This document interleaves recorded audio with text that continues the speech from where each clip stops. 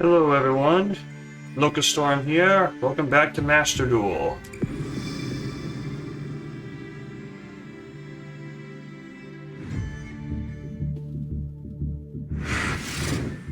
Yes, thank you for the whatever this is. Yes, thank you. Can I please? Okay, there we go. Alright, so I've been looking forward to this. The next archetype we have to take on, Subterror. Guru Control is one of my favorite decks, I think, in the whole game. I just really like how it plays. I imagine we're not going to be doing Guru Control specifically. They're probably going to mix us up with all the Subterror cards and give us something interesting. But we'll see. First, let's learn the story. Which I don't know, actually. I know it's about a party of adventurers fighting monsters. Wicked Dragon of the Hidden City.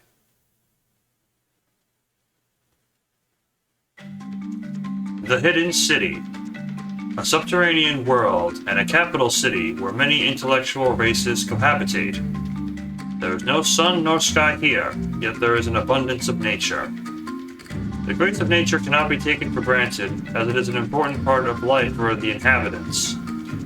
For example, the mosslight covers the wall of the large caves, glow at regular intervals, illuminating the darkness.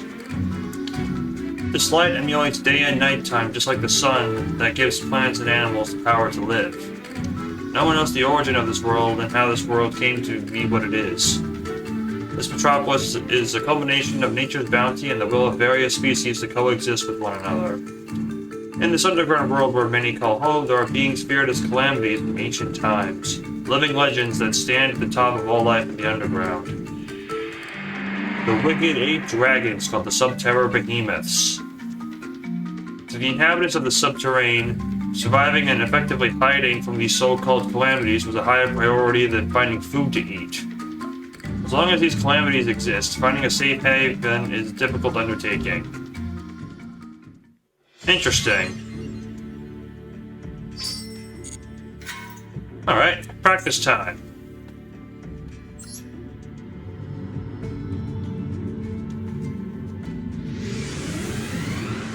Okay, we got a magma field. Gillosaurus. Okay, that makes the Subterror deck unique. Well, I already know, but high-level Subterror monsters can be special summoned from your hand to your field when a face-up monster in your field has been put face down. Many Subterror cards have flip effects, or monsters that have effects to trigger when they're flipped. Use flipping to draw out your card's potential. And I have Gillosaurus in my hand, of all things. But the Hidden City. Special summon Subterror Behemoth Umastrix and win the duel this turn. Activate the Hidden City. This will let you add Subterror Nemesis Warrior from your deck to your hand. You don't usually use this card, so what does it do again? During either player's turn, you can send the Subterror from your deck to your graveyard, tribute this card and one other monster, so the total level monsters equal the level to blah blah blah. Special summon that card in face-up face-down defense position. If a Subterror Behemoth is flipped face-up with those cards in your graveyard, special summon this card. Okay, I see what you do. Now we're going to summon Gillosaurus.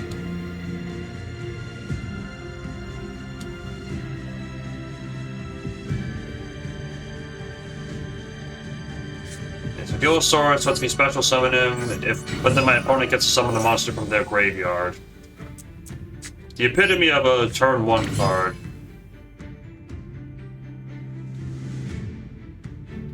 Alright, activate your effect. Send Umastrix to the graveyard. Tribute both of these guys. Special summon face down. Then we're going to use the Hidden City to flip it face up. Boom.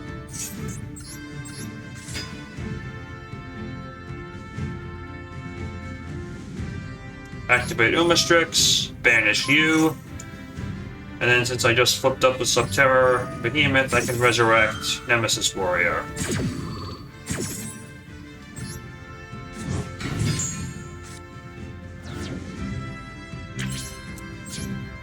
Alright, battle phase. Kaboom!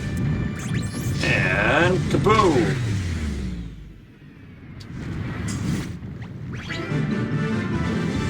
Alright. Easy OTK, as always. For now, let's see what we can do with an actual duel.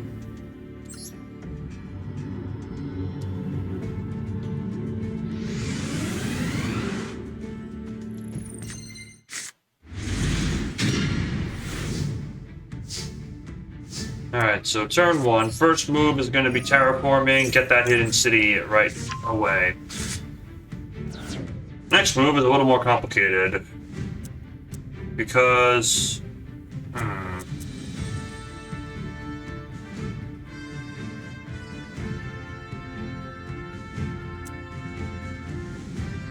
What does this one do?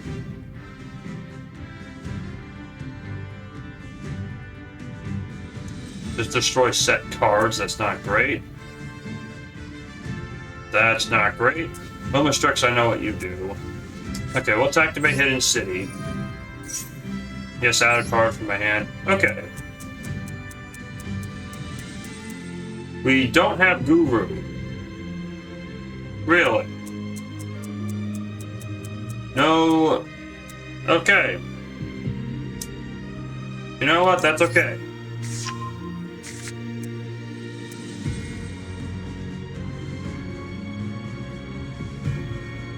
I think we'll summon Nemesis Warrior and Pex. We'll see if my calculations are going correct next, based on what happens next turn. This card's normal summon, add a flip monster to your hand. No, I'll let you go.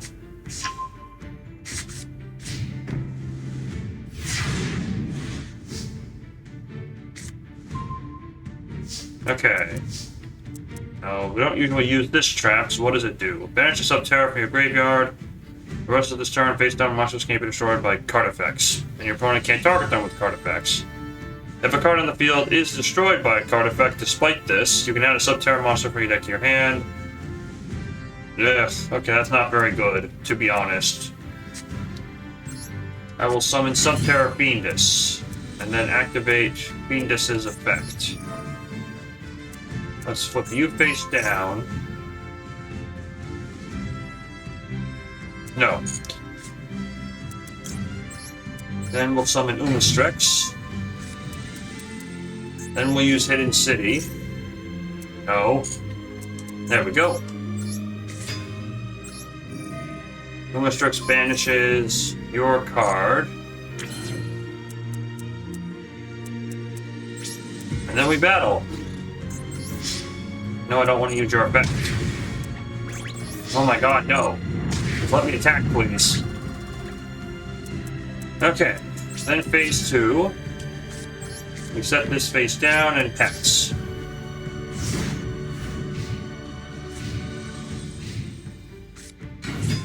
Stealth Bird? Okay, I did not see that coming.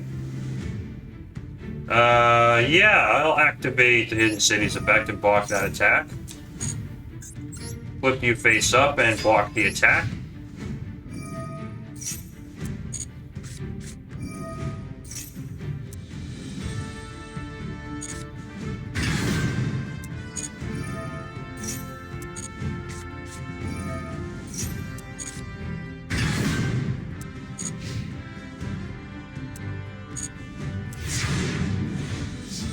It dawned on me I forgot to flip Umastrix face down. That is okay. No. Alright, flip you back up. Banish this thing. Okay, what does this trap do?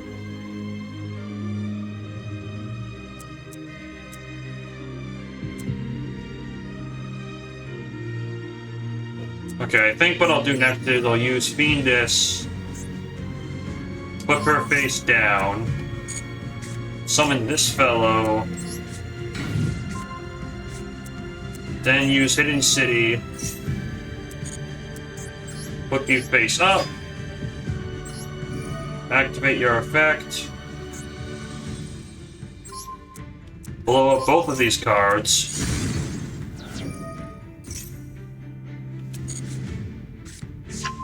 Okay. And with that, I think we've won. But first I'm curious what this trap card does. Activate one of these effects, then set this card. Okay, so it's like Final Battle. Send a monster from your hand or field to the graveyard. Add a flip monster from your deck to your hand with the same attribute but a different name. That is too restrictive. Send a flip monster from your hand or field to the graveyard. If you do, add a monster from your deck to your hand with the same attribute but a lower level. Again, okay, I get what this card is going for, but it is too restrictive to do what it wants to do. And it's also a trap, which makes it really slow. If this was like a spell card that you could like reuse, that would be a bit better, I think. Anyway. No, I don't want to use your dumb effect. I was changing you. Oh, I see.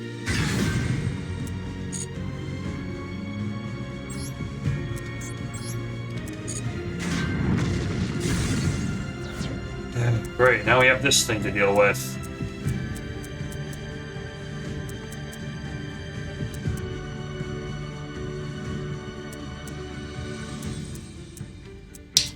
Alright, props to you, computer. I did not see that coming. And I can't flip you face down because I already did. Let's flip you face down, though, so you're protected. I guess I'll set this anyway, just in case.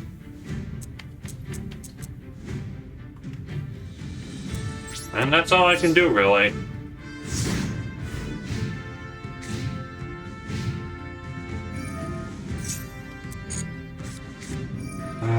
Great, now you're gonna summon that thing.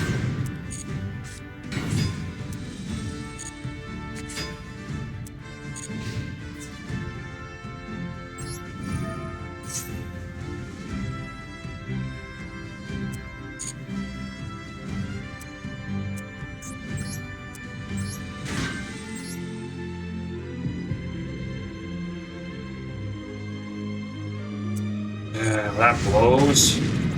There goes my removal option.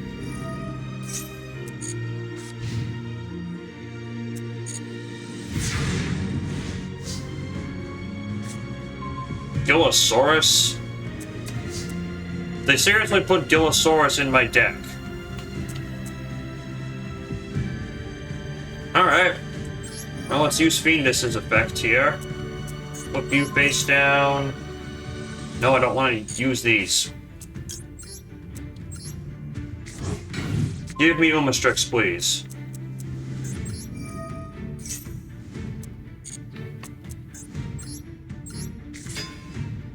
Okay, Umastrix's effect, I banish that guy. Now, if I recall correctly, the effect of this face-down guy here is that he takes control of a set card when he's flipped face up. At least that's what I think happens. It's been a while since I've used that card specifically. But we can use him to take him out. Oh, wait a minute. I have this guy. I forgot. I can just blow this card up. I have to blow up a second card. Okay, well that's a flaw. Actually, I'll just blow this up. There, now I gotta search. Okay, I know what you do. You banish face-down monsters you attack. What do you do? Either player's turn, when it activates, that targets a set monster you control. Send this card from your hand to the graveyard.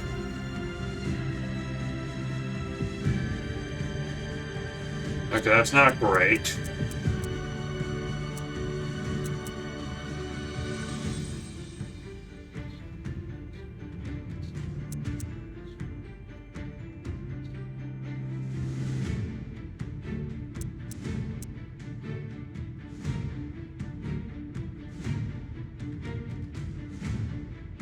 Let's add this one to our hands.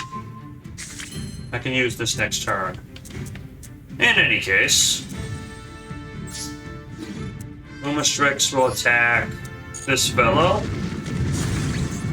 And now these two will attack. Boom!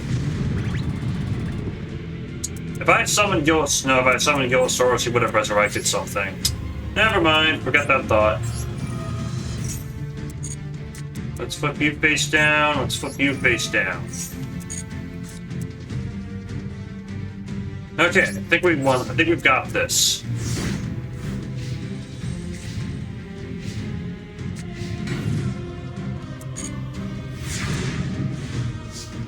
Alright, we've won.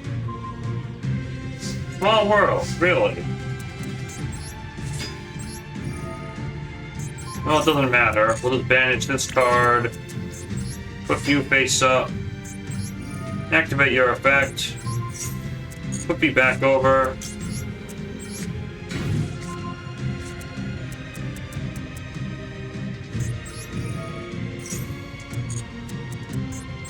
Put this fellow up. No. Final attack. Boom!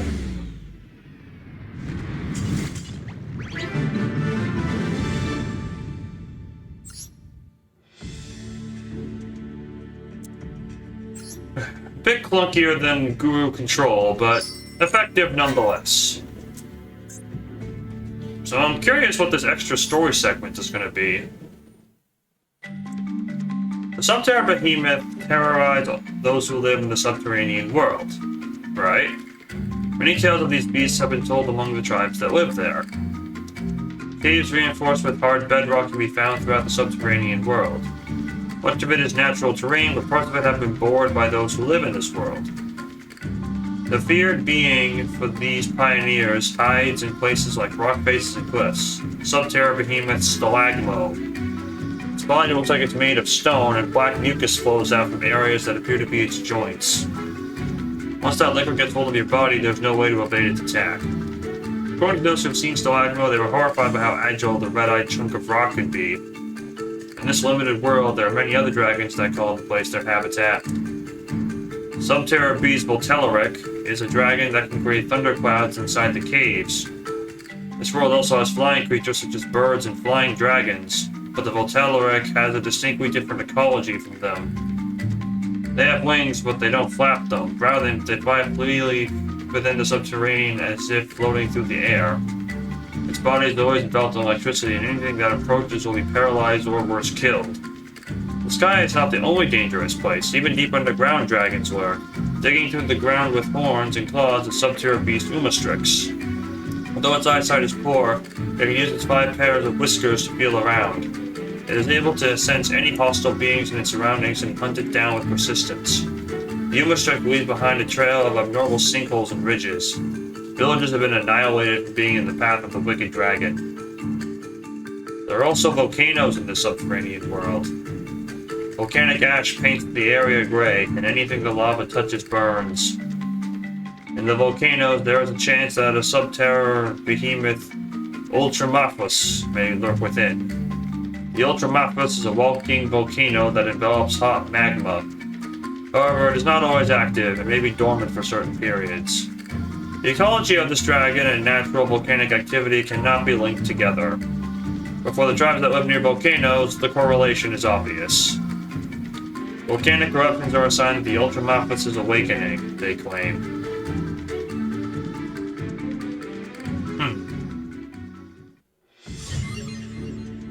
Okay, so we got to run down on some of the behemoths. But now we've hit the goal. Will we get another rundown in the behemoths? Even in the subterranean world, water is an important resource. Of course. It provides sustenance to the flora and fauna of the underground. One of the sources of said water is a huge underground lake. There lives the Lord of the Lake, named Subterra Behemoth Stigokraken. When it lurks in the lake bed, it is difficult even for aquatic creatures to see through its camouflage. It's glowing bright red. How is that camouflage? In motion, its 4 horns emit red light. It only takes an instant to devour its prey. Because the lake is its habitat, it is seemingly easy to spot, but it is a highly elusive dragon. The bottom of the lake has a waterway that leads to another hidden area in the lake. There are many myths about the lake, but no one has been able to uncover them. The underworld has a range of climates, one of which is an icy field. That icy field is a stronghold of another dragon, that is the Ice Dragon, Subterra Behemoth, Phosphor Glacier. Its entire body is covered with ice. The torso is a glowing sphere that glows as if it embodies the radiance of life. Fascinated by its glorious appearance, many have lost their lives getting too close to it. The sentient race that built this city built graves and mourned the dead. In a world of danger, will death give us the peace we long for? Subterra Behemoth Dragosauri makes the living ask those questions. Even in death, the wicked dragon continues to move as a skeleton. According to one legend, it is said that Dragosauri eats the souls of the dead. Occasionally, its body would faintly glow red with the lament of a soul that it consumed.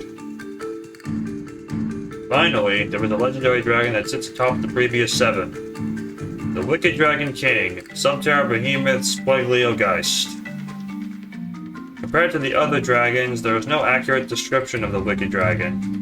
One legend says, like an evil spirit full of darkness, the Dragon King rules this world. Another legend says, the king prevents other dragons from expanding their territories.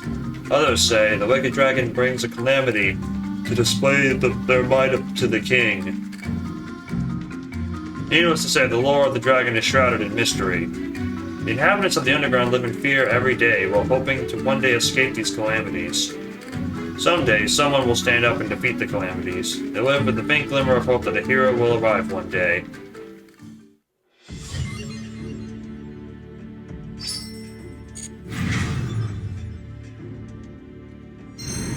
Alright, new card pack, Worthy Adversaries. We're not going to the store just yet.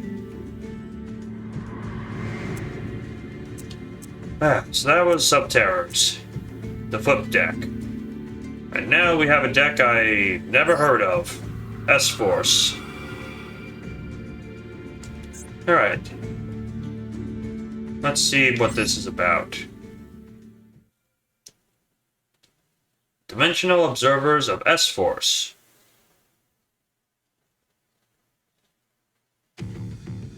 A secret society of higher scientific power called S-Force. It is comprised of agents that work to prevent crimes and disasters. Their missions are said to span the entire space-time continuum, yet the extent of it is not revealed to the agents. Nevertheless, a senior agent gives the new recruits a rudimentary orientation explaining the Force. New agents, welcome to S-Force. Also, this is like the Plunder Patrol one where someone chats with us. Before we dive into a mission, allow me to first explain more about the Force. I am Rapachi Amaru. I will be your guide today. It is a pleasure to meet you all. I am aware that everyone has a different story about why they decided to join the Force. Perhaps you were wrapped up in an incident, or maybe you were scouted. Perhaps your goals align with the vision of S-Force. Perhaps you have been contracted from other organizations. I myself am here under the orders of my village head. Also, some of you may have abilities that will be useful for S-Force. It is these abilities that dictate our assignments. As a shinobi myself, I'm good with shuriken and secret techniques that allow me to hide anywhere. Here at our base, the Bridgehead, we observe many dimensions and time spaces. When we observe and detect a problem, we deploy to solve it. Commander Justify sends the most suited agents for the mission via Warpgate. The mission can be many things: disaster response, saving lives. To prevent crime, we may even tail and apprehend suspects. No one knows when they will be needed for a mission. That is why it's important to train so you're always ready to go on a mission. There are many convenient facilities for that here. Before the next lesson, I believe it's time for some training. If you're prepared, you'll never have to worry. And train we shall. Time for a practice. Let's see what this deck is about.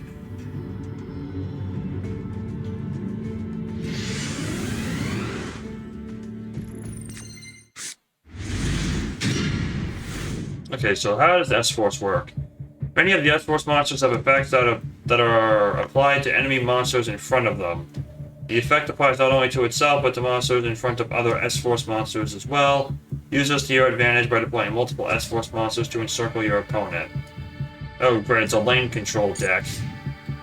That always goes well.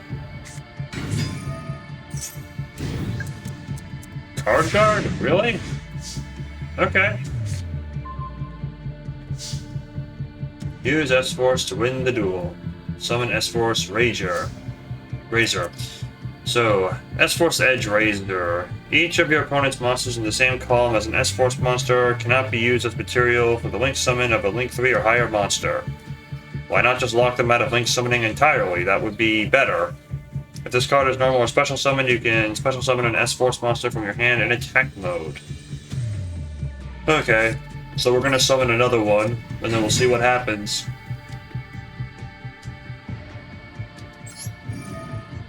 Okay, so we're summoning Rapachi Amaru, the lady we were just talking to. Let's see, each monster with the same column as an S-Force monster can only attack that monster for effects. Attacks. Wait, but if I have like multiple S-Force monsters... Okay, oh no, wait, I got it. Okay. Misread it. Quick effect, banish an S-Force card from your hand, return this card to the hand, special summon an S-Force from your deck. Okay, it seems a little clunky, but... Yeah, I agree with this though. So we're going to banish this fellow, add you to the hand, and then summon this from the deck. Okay, higher statted monster. Each of your opponent's monsters in the same column as an S-Force loses 600 attack. If this card is summoned, target a banished S-Force monster, except this one, special summon it. Okay.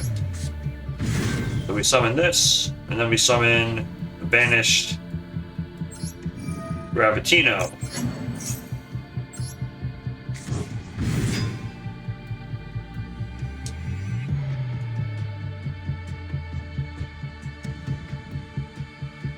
Okay, so what does Gravitino do? Each of your opponent's monsters in the same column as an S-Force is banished when it leaves the field. If this card is no more special summoned, add an S-Force card from your deck to your hand. Okay. So we're going to tutor Showdown. Activate one of the following effects. Special summon an S-Force from your hand in defense mode. Not ideal. Target an S-Force in your graveyard, add it to your hand. Not very impressive.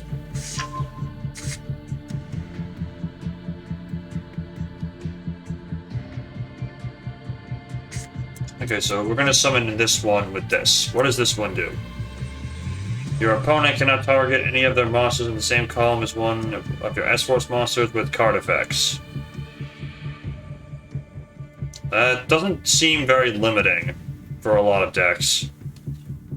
When a monster your opponent controls activate its effect, quick effect, banish an S-Force card from your hand, destroy that monster. Okay, that's a bit helpful.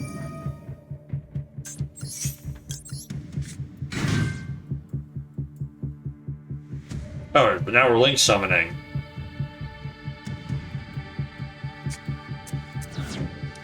Okay. I almost thought we didn't have an extra deck for a bit. So S-Force Justify. 3 effect monsters, including an S-Force. You can't summon or set monsters to a zone this card points to. Oh! That would be useful to throw out on your opponent turn 1, because that would really restrict their combo.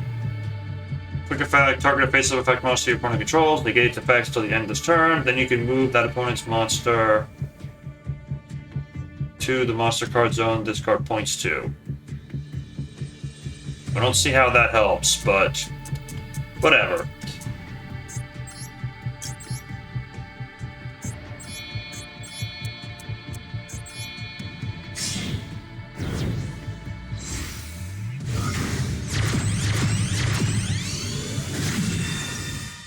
S-Force Justify.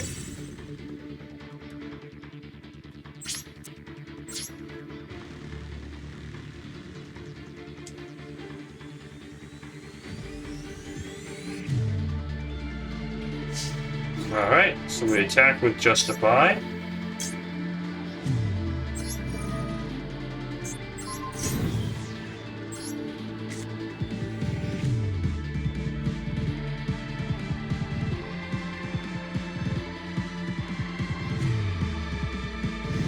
Boom! And finally, Boya!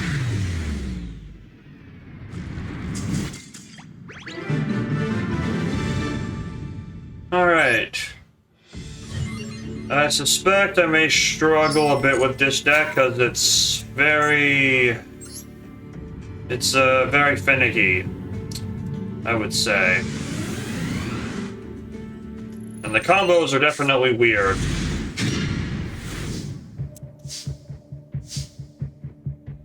Okay, so it's my turn to go first.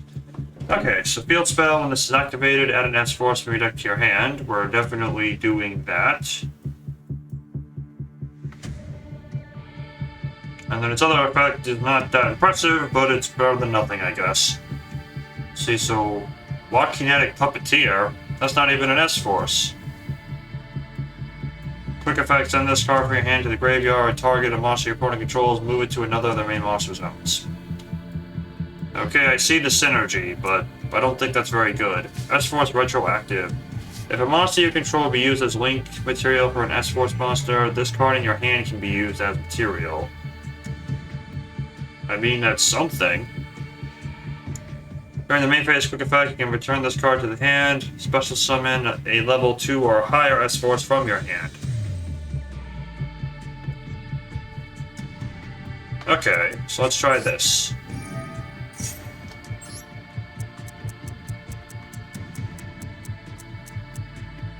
If my opponent has a brain, they will not attack an area where I have... They will not put their monsters in the same zone as my S-Force cards, which I feel like is kind of a weakness in this deck. So, I think what I will do is...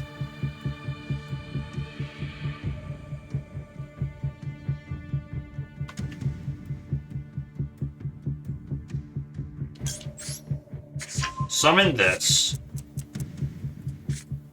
Summon you. Activate your effect. Summon this one.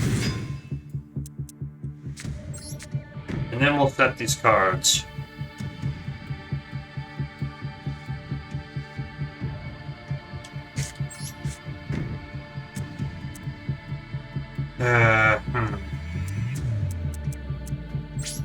Unfortunately, we could not link summon Justify turn 1, which I really would have liked to do. Okay, great, you got the field spell also.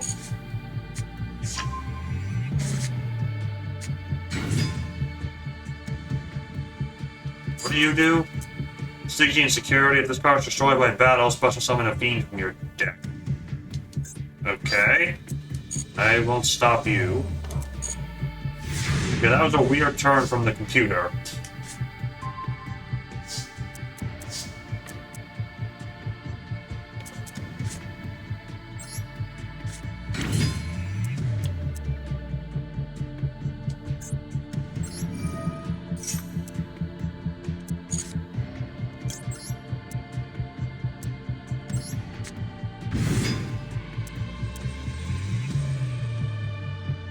Okay, so now we can't activate the effects of monsters in the same column as this card. So I hope that means I can stop this guy from activating. That is my hope anyway.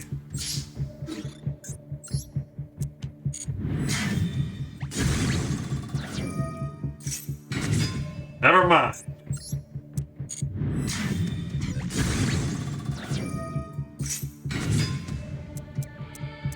Interesting stall tactics at play. Okay, I think next turn I'll be able to summon Justify, if my math is correct. I could have done it this turn actually, but I would have lost my battle phase. No, I don't want to activate this.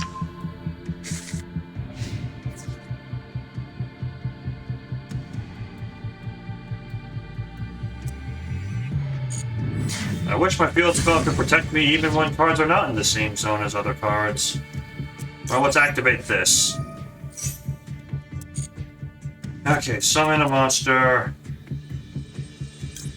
Let's summon this one.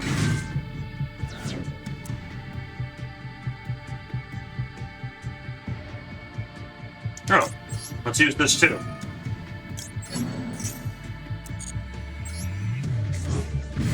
There we go.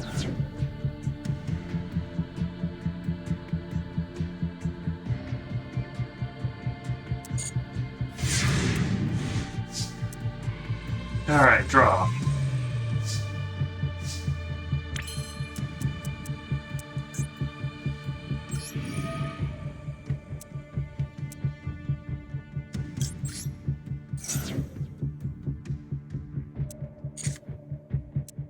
What should I summon from the deck?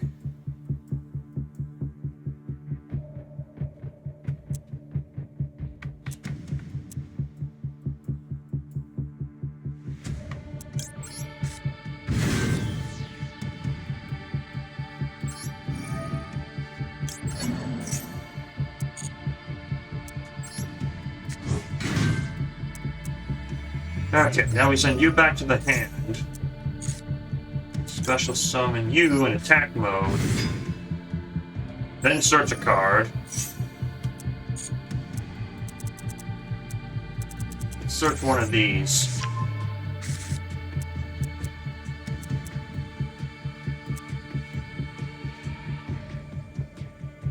Okay, sure, we'll use your effect.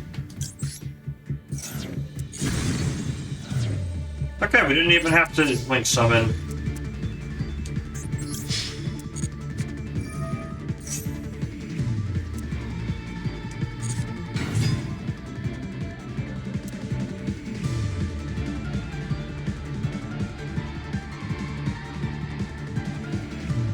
Fine, let's use this effect.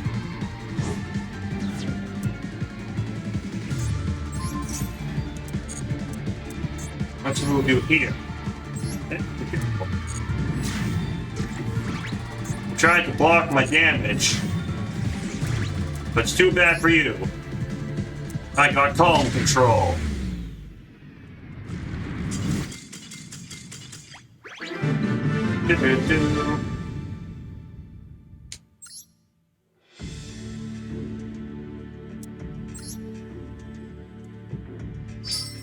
All right.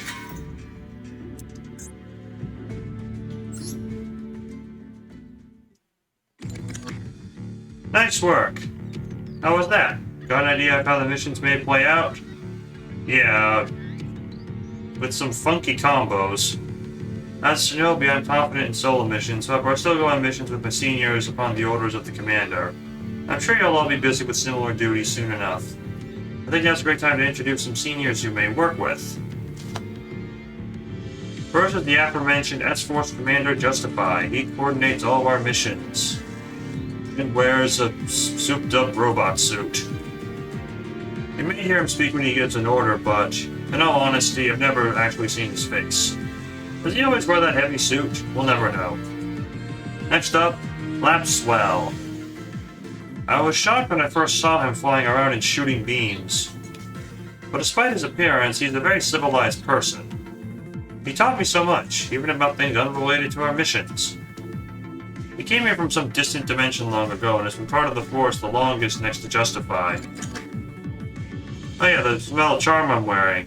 Lapswell told me that they sell them at the store on the base. I bought one like his too. Pretty eye-catching, don't you think? Next, Professor D. Gamma. He's an amazing doctor that runs our science teams. He develops a lot of tech and equipment for us, like the dog tag that support our missions. The training facility we were at is one of the facilities he decided to build one day. Although apparently he's been fixing up the base, and as some have filed complaints about hallways and rooms changing. Next up is Platina. She's a lady with amazing powers. She's just as mysterious as Justify, but her powers are known to interfere with the dimensions. But there's one thing we do know. Although she's usually a calm person, she is extremely scary when she's angry. Remember, never make Platina angry. These senior agents I just introduced aren't just doing more missions than everyone else. I feel like they go into missions knowing more than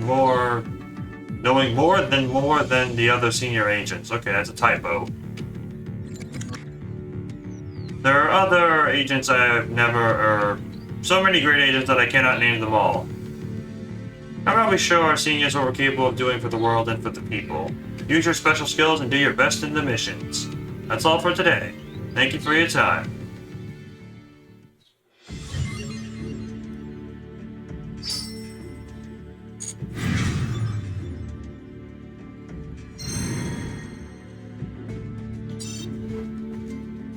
You know what?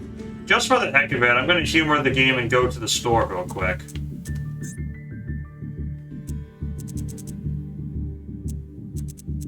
Oh, I see.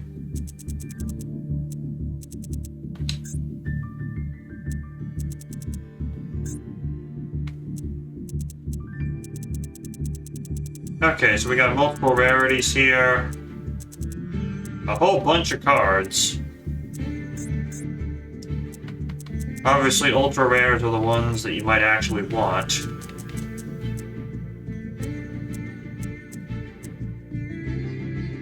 Or at least most of them are. Or some of them are. And then you buy packs with crystals. And we have a couple here. So I see how the system works.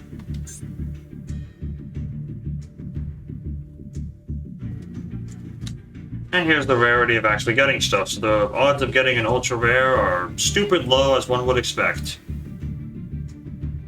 Okay. Yeah, so if you're trying to hunt down a specific card, that would take some time.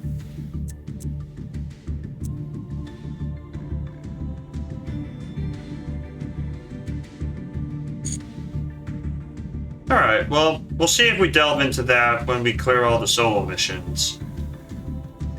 But anyway, that's going to be all from me, everyone. Hope you're having a great day. Locust Storm signing out.